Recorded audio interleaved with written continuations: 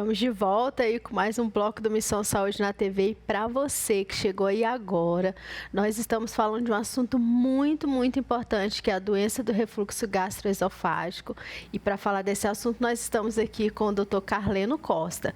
Ele já explicou a anatomia, já falou da prevalência, né, doutor? Já falou um monte de coisa. Então, se você perdeu a primeira parte, depois você assiste, tá bom? Tá? Fica lá no YouTube da TV Queiroz, vai lá, pega e assiste, tá? Doutor, eu queria que o senhor falasse um pouquinho agora, como que a pessoa sabe, né, que está com essa doença do refluxo gastroesofágico? Excelente pergunta, tá? A doença do refluxo gastroesofágico, geralmente o paciente ele procura o gastro ou pensa que pode estar apresentando esse tipo de patologia, principalmente quando ela apresenta aquela azia, né, que muita gente conhece como azia, que na verdade a gente tem um termo técnico que se chama pirose. Tá? O que é azia? É aquela sensação de queimor na boca, de arrotos queimando aqui, ou então aquele queimor que sente aqui na boca do estômago, né? Como o popular fala.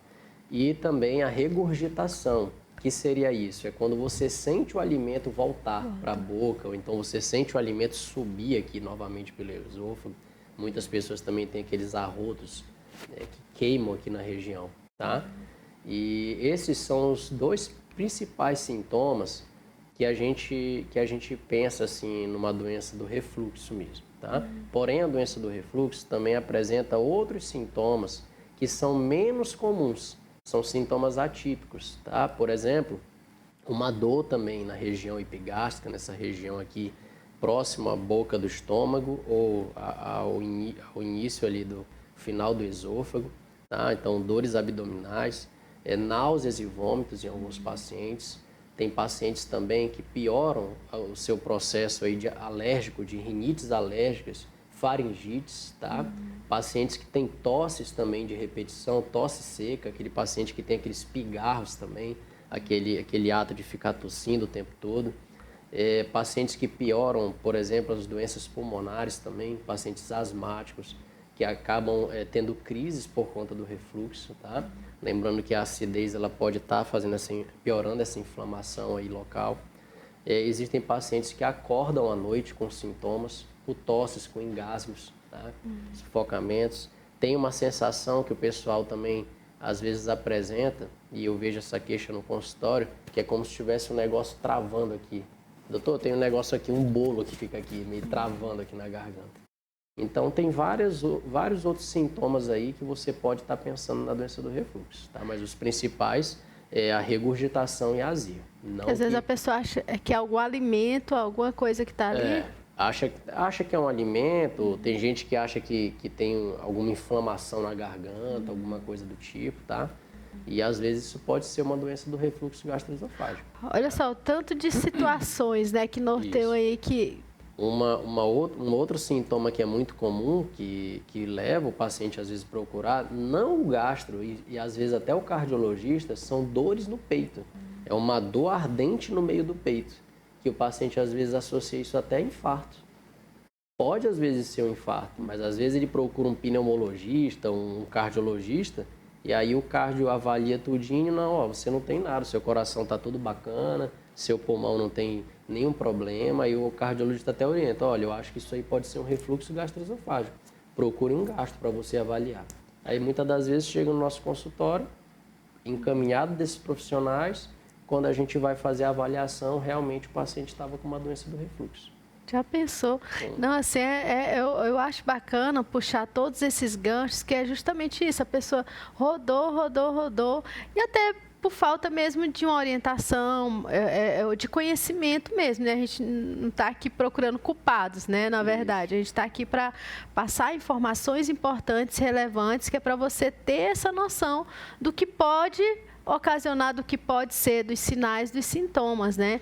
Então, assim, olha, eu particularmente, essas informações aí eu desconhecia, entendeu? Então, assim, para mim, todo dia aqui eu gosto de puxar mesmo, de aprender muita coisa, e é muito bacana, muito interessante, viu, doutor? Obrigado, Fernanda. Esse tema é muito bacana mesmo. Doutor, E quais os fatores que levam assim a ter essa doença? Porque às vezes as pessoas ficam se perguntando, né? O que foi que aconteceu? O que eu fiz de errado, né? Para que isso acontecesse? Ou o que eu estou fazendo de errado, né? Isso. Como eu falei no início, ela pode acometer todas as idades, tá? Então, existem diversos fatores que podem levar à doença do refluxo gastroesofágico. Alguns fatores que já podem vir acompanhados com aquela pessoa, fatores genéticos, por exemplo, a pessoa nasce com algumas situações que favorecem ela a desenvolver a doença do refluxo, tá? Ou fatores externos, que são aqueles que ao longo da vida a pessoa vai adquirindo aquele hábito e pode levar a ter essa doença do refluxo prolongamente, tá? Falando um pouco de pacientes mais jovens, adolescentes, crianças e um pouco mais jovens, no adulto mais jovem, tá? Esses pacientes, principalmente adolescentes e crianças, é muito comum crianças sindrômicas, às vezes, apresentarem doença do refluxo. Pacientes com doenças neurológicas, aqueles pacientes sindrômicos, pacientes neurológicos. Por quê? Existe nele um desarranjo ali no seu processo de deglutição, no seu processo de movimentação neurológica ali das células musculares de contratura do esôfago. E às vezes essas crianças nascem também com alterações ali do esfíncter esofágico, que é uma válvula que fica no finalzinho do órgão, que ela tem um movimento de contração para que quando você come e está cheio de alimento e ácido, esse ácido não retorne para o órgão de uma maneira exagerada e não cause lesões que vão proporcionar aí a virar uma doença do refluxo. Tá? Então, isso é muito comum. Já, inclusive, na nossa prática clínica, já pegamos pacientes adolescentes, como você falou, a vida toda, o pai, a mãe, vômitos frequentes, arrotos, dores no peito, tá? A criança tem esse processo de refluxo desde a adolescência. Já pegamos muitos pacientes sindrômicos também, tá? E pacientes também que apresentam hérnias de hiato, que é uma que eu mostrei naquela ilustração no início, tá? Que é quando o órgão, o estômago, em vez de estar na cavidade abdominal, na próxima ilustração, isso, está ali, ó. O estômago, em vez de ele estar todo na cavidade abdominal, lá embaixo ali você consegue observar que o fundo gástrico... Como se estivesse subindo, ele né? subiu para o tórax. Então, ele está meio que dentro do tórax, do peito aqui da pessoa. Então, isso aí perde o mecanismo de você conseguir deixar o esôfago sentar com aquela concentração de acidez que é produzida do estômago. E acaba ferindo, causando lesões, erosões, e essas feridas acabam dando sintomas. Dores no peito, azia, regurgitação, que é quando o alimento volta. Você imagina alguém comer e a comida não só ir para o estômago, ficar nesse estômagozinho que está no tórax. Então, a pessoa ouve, às vezes, até quando o estômago contrai, ouve aqui um barulhinho no tórax, sente pressões aqui no peito por conta dessa hérnia de hiato. E a hérnia de hiato é uma das causas de doença do refluxo. Tá? É uma coisa à parte que causa esse tipo de doença. Tá? E existem outros fatores, né? O hábito da gente comer, tá? Isso e aí, à noite é pouco, hein? não só a maneira que a gente come, a gente não tem na escola, nem na nossa vivência ao longo da infância e da adolescência, uma educação alimentar. Então, como é geralmente que a gente come? Eu vou fazer porque eu também como, eu sou uma pessoa comum, apesar de ser médico, tá? Então, a gente aprende a comer 3 principais refeições. Um bom café da manhã, né? O almoção e aquela janta bacana. Então, já está errado desde aí. Nós devemos comer fisiologicamente de 3 em 3 horas. Em pequenas quantidades, pequenas frações, tá? E nós devemos sempre mastigar bem os alimentos antes de engolir. Não deveríamos misturar o alimento junto com o líquido. Tá? Então, geralmente é assim que a gente come. A gente come um grande volume naquela horário. O copão ou de suco, ou de água, ou de refrigerante, que é para descer aquilo lá que você ingeriu, aquela quantidade, tá? E muitas das vezes, pela nossa rotina de trabalho, nosso dia a dia hoje que é mais competitivo, você não tem tempo de fazer essa refeição de uma maneira adequada. Então, você às vezes ali tem um horário de almoço de meia hora, você empurra ali a comida, não mastiga direito, come de qualquer jeito, já toma ali o líquido, pronto, já comi. Aí já vai para o seu trabalho e vai fazer as coisas. Então, o horário de comer deveria ser sagrado mesmo. Ali, calmo, mastigar bem os alimentos, engolir aquele alimento bem mastigado, tá? Espera um tempo, no final da tua alimentação, você toma ali um copinho ali de água, não tão exuberante naquele momento. Passou um tempinho a mais, você pode pegar um copo de água maior e depois já vai se hidratando. Mas no momento que você imagina, o teu estômago tem um volume. Você colocou já aquele volume de comida. Aí você ainda pega 1 ml do copo, dependendo do tempo, e ainda toma em cima aquilo ali. O paciente que tem doença do refluxo, você aumenta a pressão ali no estômago e acaba que ele não aguenta, o esfíncter, ele não aguenta segurar tanto. E com o tempo, esse esfíncter ele vai perdendo essa contração ali para segurar, de tanto a pessoa forçar. Volumes grandes de comida e do jeito errado de comer. E ao longo do tempo acaba adquirindo as hérnias, acaba adquirindo o que a gente chama de não contração do esfíncter. Então, só para o pessoal entender, o que é o esfíncter? É uma válvula, está aqui o meu esôfago, é uma válvulazinha, que quando o alimento cai no estômago, o que ela tem que fazer? Fechar. Ela tem que fechar, tem que apertar. Para quê? Para o alimento que está no estômago e o ácido não voltar para o esôfago, que é aquele tubo que vem da boca ao estômago.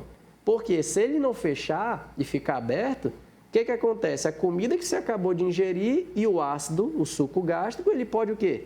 Voltar para o teu esôfago. E aí, às vezes, induz a vômito, volta para a boca e você mastiga e engole de novo. Fica aquela sensação e os sintomas que eu acabei de falar anteriormente. Então, uma das causas aí é a má alimentação e o que a gente come. Aí vem as comidas também, né? Excesso de cafeína, excesso de frituras e processados, mentas. Esses alimentos, eles agem no esfíncter, provocando também o relaxamento desse esfíncter. Então, acaba que o paciente que ingere muito café, né, produtos que contêm cafeína, menta, então o chocolatra aí, às vezes, que adora também o chocolatezinho, tá? Frituras e gorduras, alguns medicamentos também que nós utilizamos para ansiedade, depressão, AINES, que também são medicamentos aí que provocam úlceras, a parte de feridas na mucosa gástrica esofágica, tá? Entre outros fatores aí medicamentosos. E um fator hoje que é essencial e a gente vê muito acontecer é a obesidade visceral. O paciente obeso, ele tende a ter refluxo. Pelo mesmo motivo. Imagina você ter uma cavidade abdominal que suporta os seus órgãos e suporta um volume de gordura visceral. Se você engorda e aumenta ali aquele volume de conteúdo dentro da cavidade abdominal, você exerce uma pressão maior no estômago e nos seus órgãos, fazendo com que, ao longo do tempo, você pode aumentar a pressão, o esfíncter também não aguenta, ele começa a ficar mais relaxado e você pode até acabar provocando hérnias de hiato, que é o que eu falei, o estômago, se for fraco aquele diafragma, acaba que o estômago volta para o tórax. E isso propicia também ao refluxo gastroesofágico. Então, são múltiplos fatores. Eu poderia estar aqui falando mais alguns outros. Não, mas é muito bacana. Mas eu comentei, assim, os principais, né? Os que são mais prevalentes ali, que chegam mais, né? Para o pessoal entender um pouco melhor, tá? Certo. E, doutor, como que é feito o diagnóstico? Isso. O diagnóstico da doença do refluxo gastroesofágico, tá? Ele é um diagnóstico clínico, tá? Ele não precisa de nenhum exame para que você diagnostique. Isso é importante a população saber. Porque muitas das vezes o paciente já procura um gastro, já procura a gente ali, ele já está pensando, ai meu Deus, eu vou ter que fazer aquela endoscopia, meu Deus, eu tenho medo de fazer endoscopia. Gente, não tenham medo de fazer endoscopia, tá?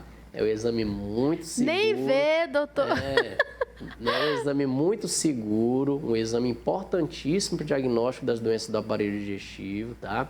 É um outro tema aí para a gente Vamos, próximo. Desmistificar o medo da endoscopia. Pronto, aí, Albert, o próximo tema, viu, pra gente discutir. Tá? Mas a gente, voltando aí na pergunta que você falou, o diagnóstico é clínico, tá?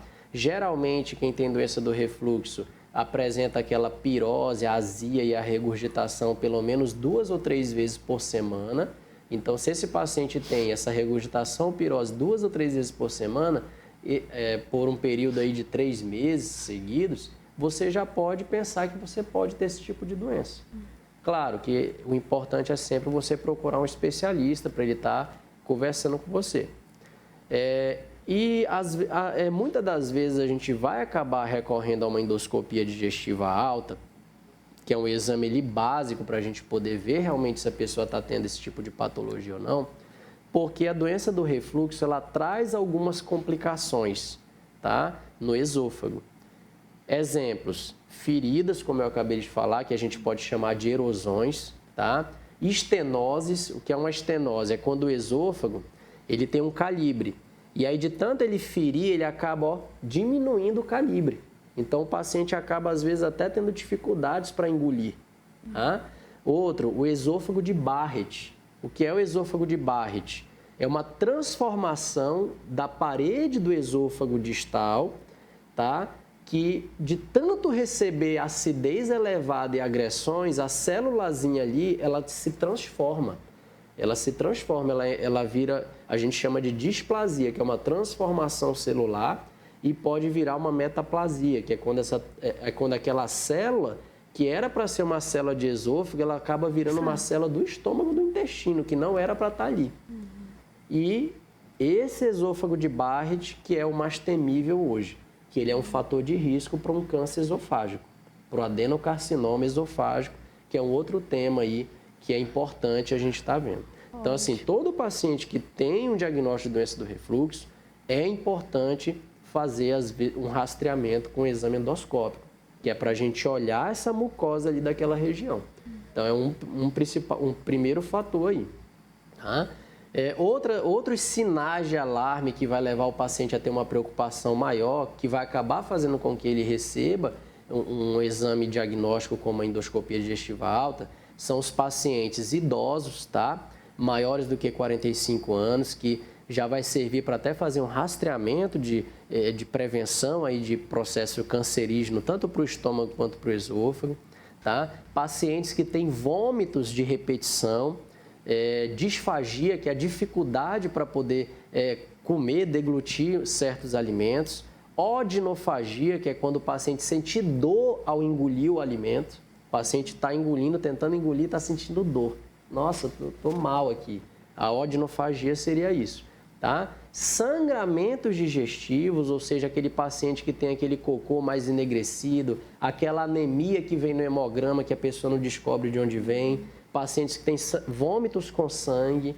Então, isso aí são sinais que a gente médico, quando recebe o paciente com queixa de refluxo que vem com esses sinais, na mesma hora eu falo, olha, nós vamos precisar, infelizmente, fazer um exame de endoscopia digestiva alta. E através desse exame nós vamos poder olhar melhor o esôfago desse paciente, tá? E poder observar aquelas complicações que eu falei já anteriormente e outros tipos de fatores que possa estar levando a essa doença do refluxo, como a hérnia de hiato. A hérnia de hiato, a gente consegue fazer um diagnóstico através da endoscopia digestiva alta.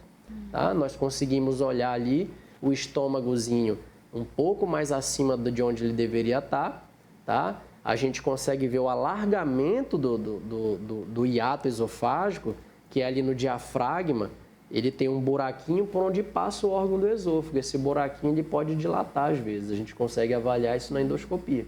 Então, por isso que a endoscopia digestiva alta, ela é um arsenal aí que vai estar ali junto com a gente para poder estar descobrindo a causa daquele refluxo. E não para dizer que o paciente tem a doença do refluxo. Como eu falei, a doença, só pelos sintomas eu já posso tratar o doente, iniciar um tratamento, tá, para aquele paciente com remédios e algumas orientações dietéticas, sem precisar da endoscopia. Porém, muitas das vezes, com esses sinais que eu acabei de dizer, sangramentos, anemia crônica, vômitos que não melhoram de todo jeito, pacientes idosos, esses pacientes vão acabar tendo que fazer uma endoscopia para poder olhar melhor o esôfago, tá? E poder descartar, inclusive, processos aí mais graves Então, para ser tratados. Cada paciente é um caso, né, específico aí. Cada paciente, porque muitas das vezes a gente dá essas informações aqui e a pessoa não quer ir no médico. Poxa, eu já sei, eu tenho refluxo, sei de tudo, o doutor disse para mim bacana, e vai lá no farmacêutico da farmácia.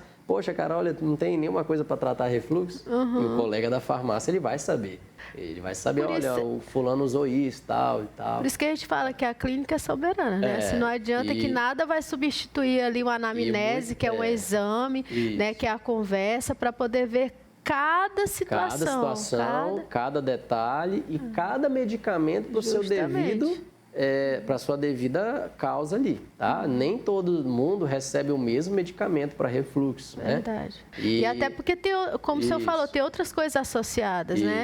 Tipo, eu posso ter o refluxo com outras patologias ali associadas, então, por exemplo, você imagina um paciente idoso, com outros sinais, muitas das vezes não é só refluxo. Esse paciente pode ter uma neoplasia, um câncer digestivo. E através dos exames a gente vai conseguir diagnosticar, tá?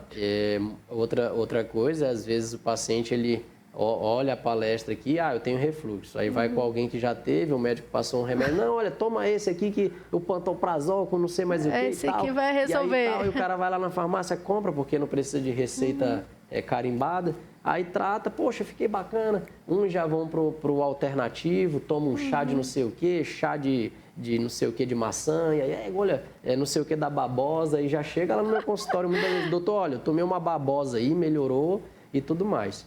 Então, assim, o que eu quero deixar? Tem que ter cuidado e tem que procurar um especialista. Através das informações com o especialista, você vai se sentir mais seguro do que você está fazendo para você. Tá? Independente se é chá, se é medicinal, se é alguma outra coisa paralela.